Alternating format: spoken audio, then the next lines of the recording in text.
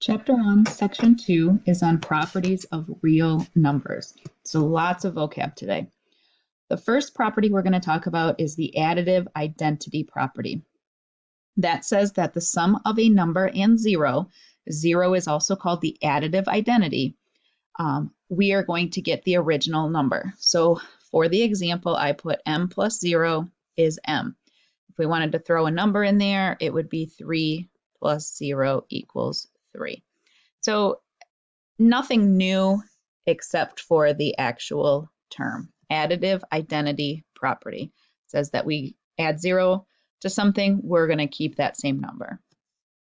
Okay, multiplicative identity property is the product of a number and 1, and 1 is called the multiplicative identity. We're going to get that original number. So very similar to the additive identity, but now it's just saying if we multiply anything by 1, we're going to get that same number. So I put the example t times 1, we're still going to have the answer of t. If we use numbers, we could do 5 times 1, we're still going to have the answer of 5. So multiplicative identity says that we can multiply by 1.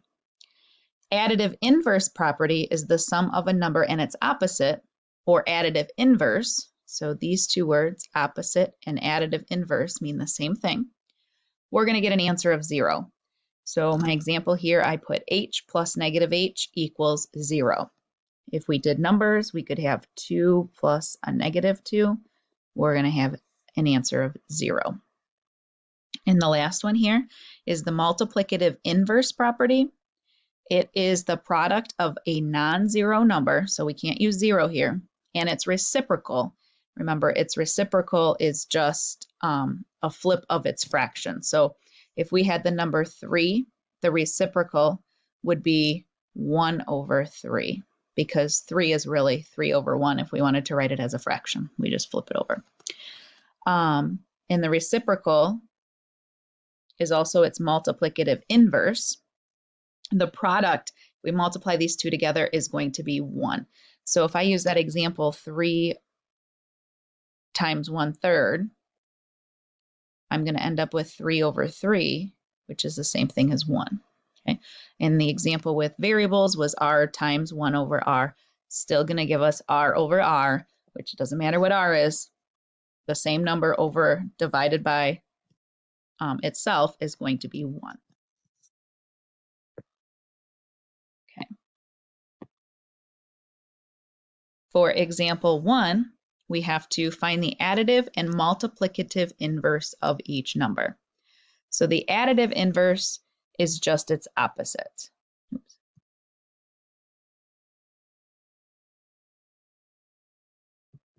So the opposite of negative 9 would be positive 9.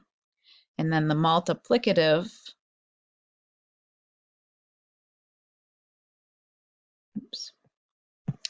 would be its reciprocal. So the reciprocal of negative 9, if you think about that as a fraction of negative 9 over 1, flip that over, we would have 1 over negative 9. All right, 4/5, the additive inverse would be its opposite, and that would be negative 4/5. And its multiplicative inverse would be its reciprocal, so we would take that fraction and flip it over, and we would have 5/4. And then we have 4 more properties to look at, and this is the end of the different properties we're going to talk about, but 4 more. Closure property is the sum or the product of any two real numbers is going to be a real number. So if we add 2 numbers together, I put 2 plus 5, we're going to get 7. 7 is a real number. And then if we multiply any 2 numbers together, we're going to get a real number. I put 2 times 5 equals 10. And think back to yesterday and the day before, I gave you that real number chart in the notes. Anything that fit in that chart is considered a real number. The commutative property says that we can add or multiply real numbers in any order without changing the result. So that's important here, in any order. So if I have 5 plus 2, I know that I'm going to get the same answer if I do 2 plus 5. Same thing with multiplication. If I do 5 times 2, I'm still going to get the same answers if I do 2 times 5. We can just flip them around. The associative property is very similar, except for it's for 3 or more real numbers, and they are grouped, and I already underlined grouped. That means there's parentheses involved. So this works for adding or multiplying. We can do it in any order, and we can group the numbers differently.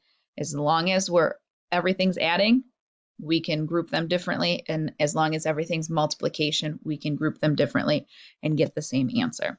So I started off with an addition 1, and I put 2 plus 1 in the parentheses and then adding 3 afterwards, and you would get the same answer as if you put 1 plus 3 in the parentheses and then added your 2 afterwards. And for multiplication, the same thing. 2 times 1 first, then times 3, or you could do 1 times 3 first and then multiply by 2. The order of operations says we always have to do what's inside the parenthesis first. And our last one is the distributive property.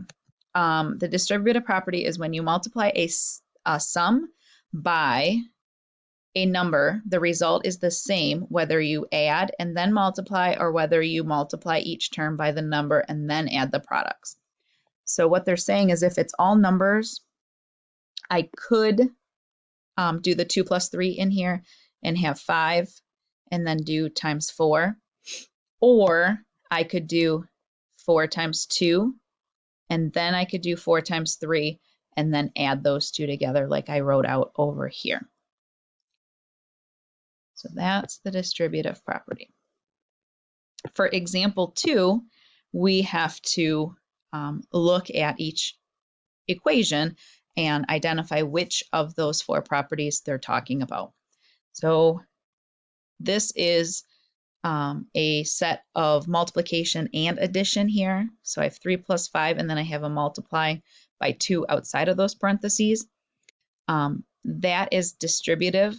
I know it looks weird, but sometimes problems are written with the multiplication number outside the back end. Normally we put it in the front like this.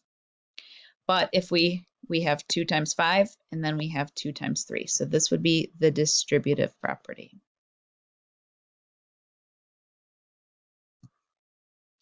And then part B is we are adding 3 plus 6 first in the parentheses and then a negative 6.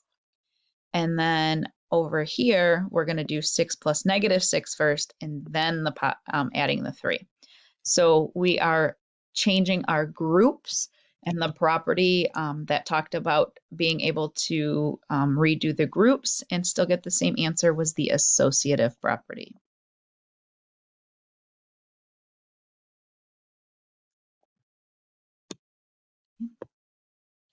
And now we're going to do some problems that allow us to use those properties. So example 3 says use mental math to find a 20% discount on a $15.60 shirt. So it says mental math, which means we can't use a calculator for. Well, I know that 20% is 10% plus 10%. I also know that 10% of a number is just taking that number and sliding the decimal back 1 space. So if I slide that decimal back 1, I get $1.56. Okay, so 10% of 1560 would be $1.56. And I have that twice. I have one 10% and then I have another 10%. So I need another $1.56. If I add those two together, I'm going to get $3.12. So this person is going to save $3.12 off of their shirt that they buy. So whenever you're given a percentage, you can do the same thing with 15%. I know you'll probably see a question like that at some point. And 15% you just have to think of as 10% and then 5%. You're able to find 10% really quickly by just sliding that decimal back 1. 5% would be half of whatever that answer is, and then you would add your two together. All right. Example 4 says to classify each statement as sometimes, always, or never true. Give examples or properties to support your answer. So for part A, it says C plus E equals C when E equals 2. So they're telling us that this is a 2 right here. So whatever I pick for C, let's say it's 3, they're saying that I can add that together and still get that C value. It doesn't work. 3 plus 2 is not 3. Let's try a 0. 0 plus 2, they're saying, is going to equal a 0. That didn't work out. Let's try a negative number. Let's try negative 5. And E is 2. They're saying if I add negative 5 plus 2, I should get negative 5. That's not true as well. And I can't think of any instance that any number that we can plug in for C where that is going to work out. So this one is never true. And for our last one, they're saying that A minus C is equal to C minus A. So pick a number. Let's pick 5. If I do 5 minus 5, they're telling me that I'm going to get the same thing as if I did 5 minus 5. Well, 5 minus 5 is 0, and 5 minus 5 on this side would be 0. So that worked. Let's try them to be different. Maybe A and C are different variables, so they could be different numbers. They don't have to be the same numbers. So let's try 10 and 8. So A is 10 and C is 8. So 10 minus 8. And then on this side, we would end up with 8 minus 10. 10 minus 8 is 2, and 8 minus 10 is negative 2. So that didn't work. So it worked one way, but it didn't work the other way. So we could say that this is sometimes true.